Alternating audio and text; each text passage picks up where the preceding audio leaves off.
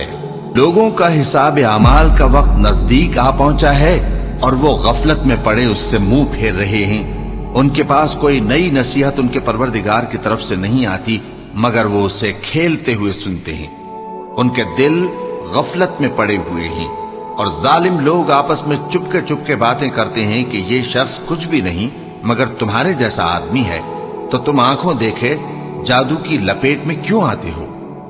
पैगंबर सल्लल्लाहु अलैहि वसल्लम ने कहा कि जो बात आसमान और जमीन में कही जाती है मेरा परवरदिगार उसे जानता है और वो सुनने वाला है, जानने वाला है।